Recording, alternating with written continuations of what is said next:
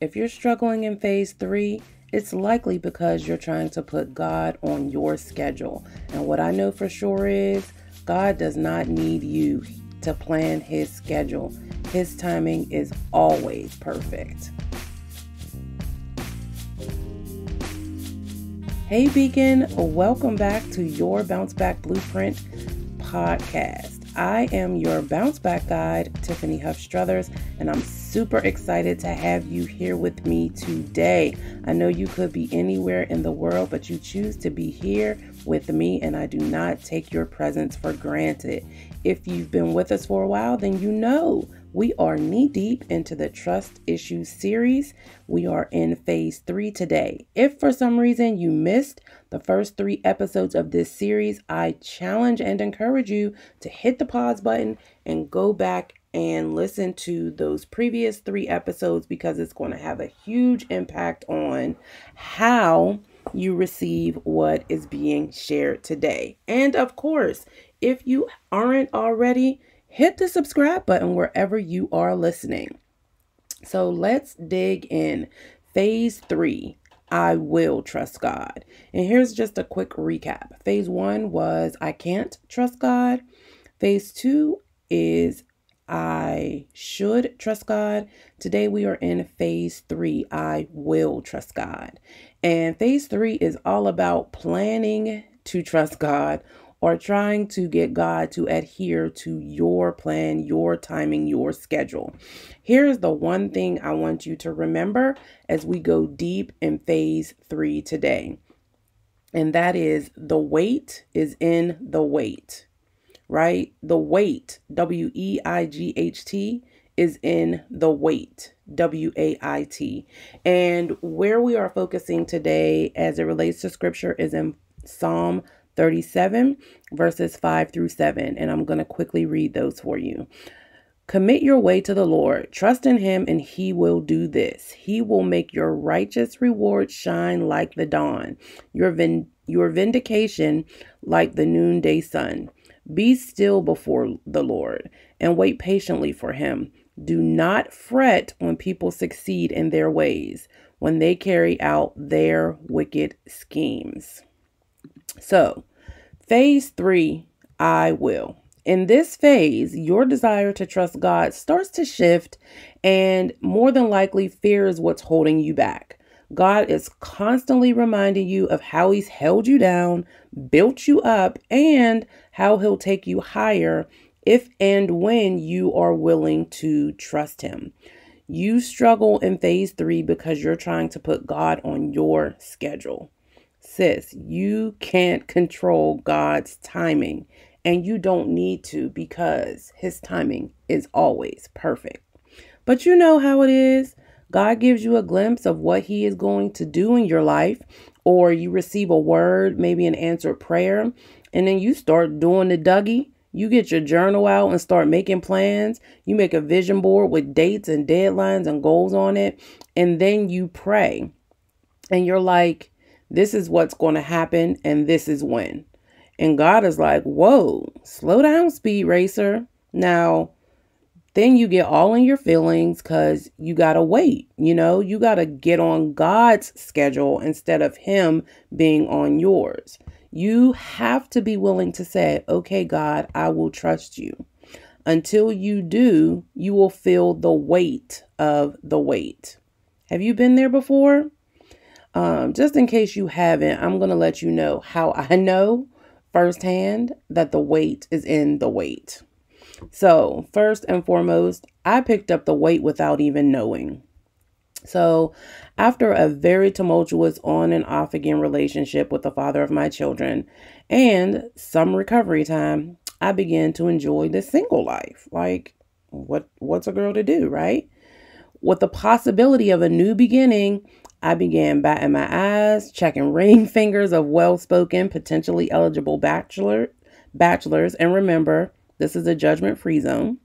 And yes, I tried learning the dance steps in Beyonce's Single Ladies. Listen, it was a good workout. And while I was playing the field and partying down with my girls all over the city, I did a little what I call dancing with a few of these eligible bachelors in the bed. I was trying to see if I still had it. Or maybe I was trying to see if they could give it to me, whatever it was. Long story short, sis, I didn't and they couldn't. Over the course of about 6 or so years, I danced with maybe a handful of guys. Each time, I felt like I was robbed, like I'd agreed to give one thing and everything was taken. I wasn't enjoying the dancing at all. My dancing partners, however, were always interested in when we could dance again. They'd want to cuddle, make small talk, want to call me next week, or they'd ask why I was leaving immediately following our dance. I'd sit there staring at him, not saying anything, usually because I was overcome with the weight, the truth that I had given so much of myself again and felt like I was given nothing or next to nothing in return. No sparks flew. There were no tingly feelings on the inside, just emptiness. As my girl Bernie on Waiting to Exhale would say, I could have had a V8. I was repulsed. Even if I had seen some potential in said eligible bachelor before we danced, once the dance was over, all I saw when I looked in his face was dissatisfaction and disgust. There was no longer any potential, only a promise to myself I'd never dance with him again. Then I convinced myself the weight was worth carrying. Somehow, I'd convinced myself during the year or so before I danced again that the next dance would be different.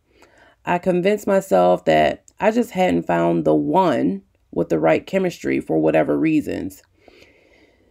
There was no synergy between me and bachelors 1 through 4, but I convinced myself the heaviness and weight I felt after each encounter was simply the side effect of a bad dancing partner, right?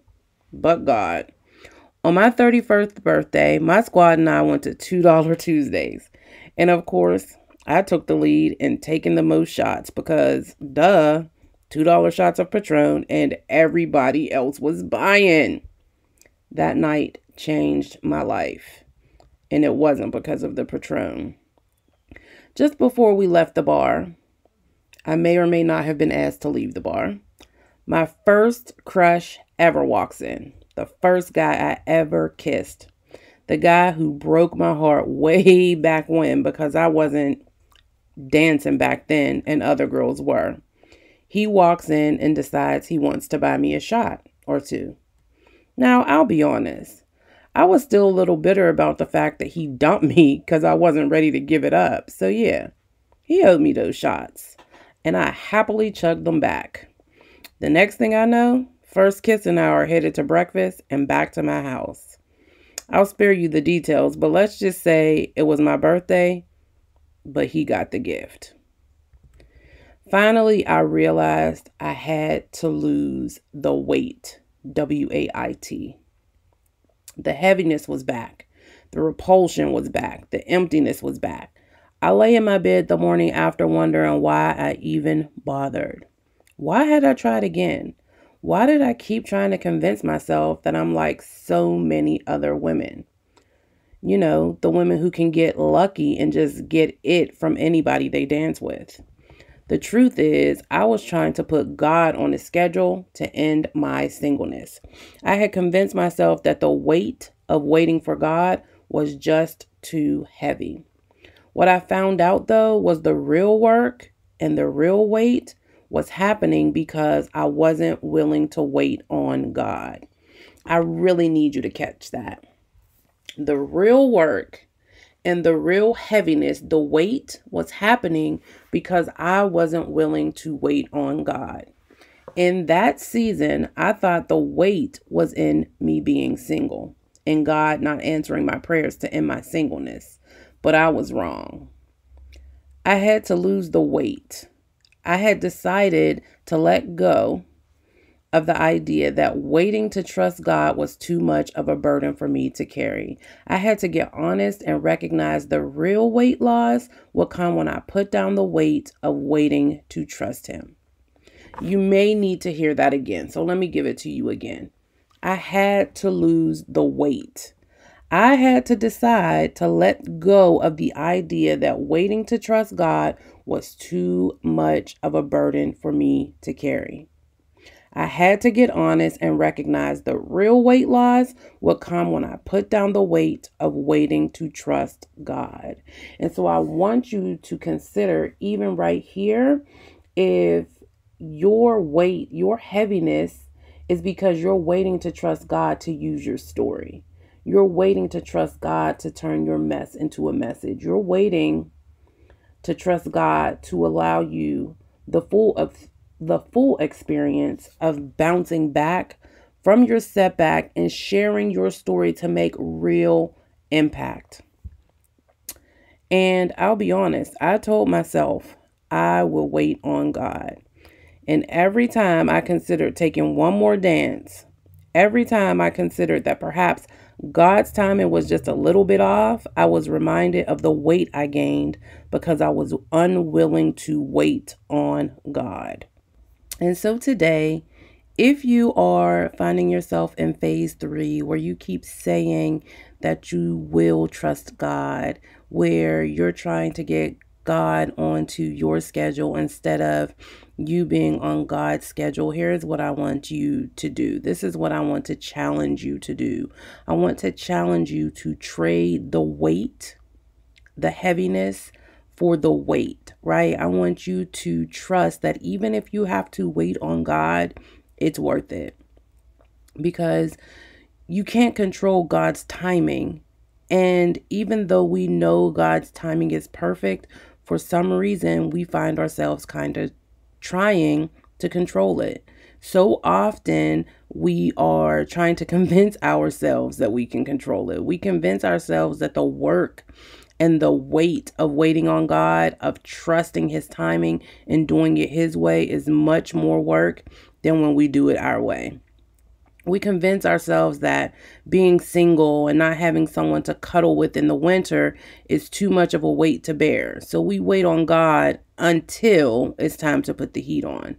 Or we convince ourselves that working out and eating right won't get us the body we plan to have by swimsuit season, and that's too much weight to bear. So we trust God until spring, and then we go on a crash diet or into starvation mode. We convince ourselves that we don't have enough money to do what we think we need to do. So we wait on God until the end of the month when the weight of the lack mindset consumes us. And then we borrow money we can't afford to pay back. You've got to be willing to trade the weight for the weight, even when it's cold, and especially when it's hot out. If you're honest with yourself, if you really reflect on your situation, I'd be willing to bet the self-imposed weight you're carrying is much heavier than what you stand to gain if you trust God and wait on Him. I'd be willing to bet you've overestimated and exaggerated the work and the weight of waiting on God. And here's the thing. God will show you fireworks. He will make sure you get that tingly feeling, that chemistry. He will make sure that you get all that you are looking for and exceedingly and abundantly more if you're willing to trust Him and wait. It may not be on your birthday, but you'll be the one getting all the gifts. You may have to wait to do your dance though.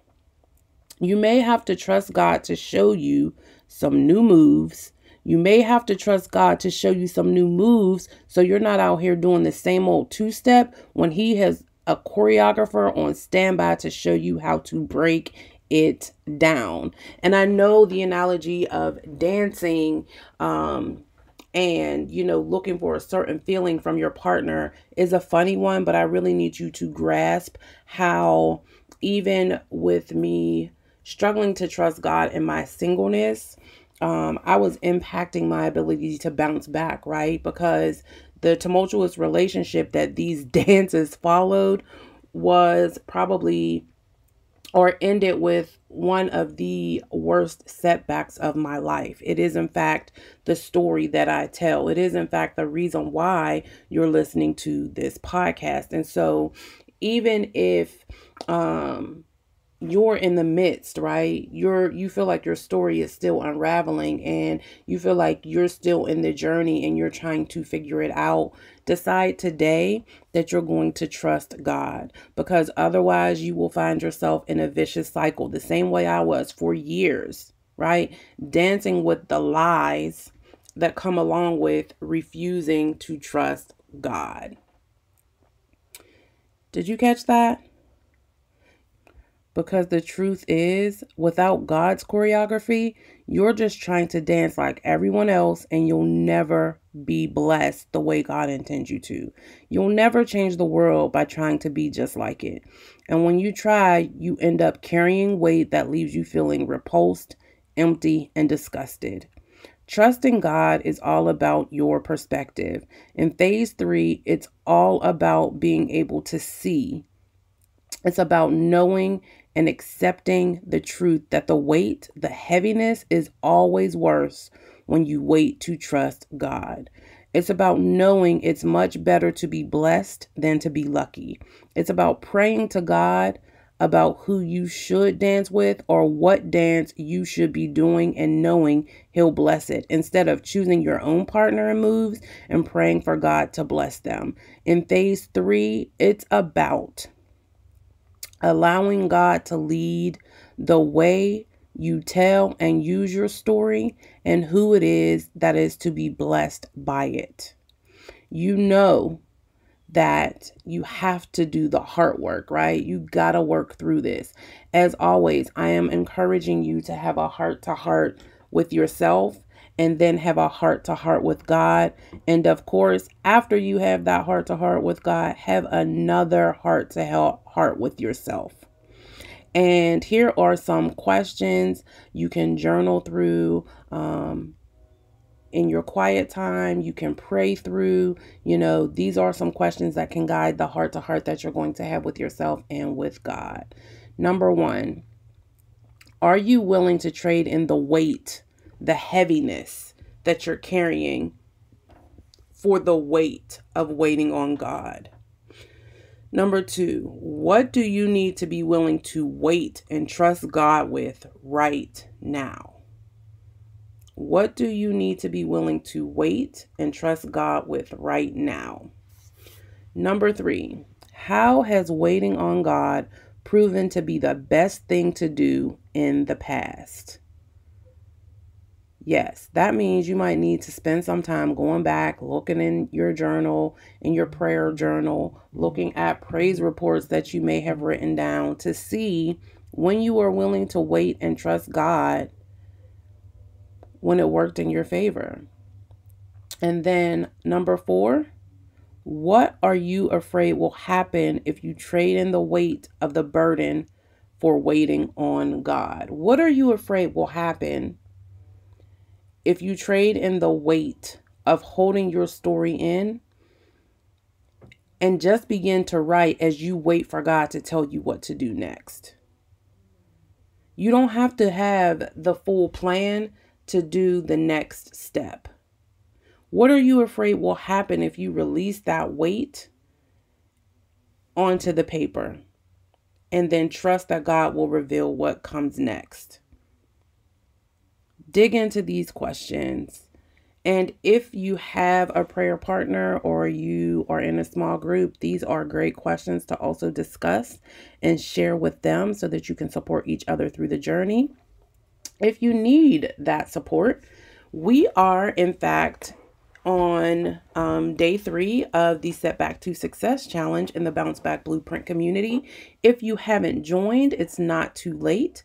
The link to do so is bit.ly/setback to success. We are not only digging into trust issues, but we are spending 21 days going deep into what it's really going to take for you to be rebuilt and trusting God, for you to bless others, and for you to make bank, all by sharing the power of your story. So you can click the link in the show notes and gain access to joining us in the challenge. We would love to have you. And of course, if you haven't already, subscribe to the podcast wherever you are listening. Share the podcast on social and tag me at the Tiffany Huff. And of course, please, if you were blessed by this episode or any episode that you've listened to thus far, leave us a review. What happens when you leave a review? Other beacons of light and hope who would be blessed by this podcast are able to find it easier. So you can leave a rating, you can write a review. Either way, you are blessing someone else by what has blessed you. And before I let you go, I just want you to remember, God is not going to play you. But if you are burdening yourself with the weight of trying to put God on your schedule, if you would rather carry around the weight and heaviness of waiting to trust God, I can assure you, you are playing yourself.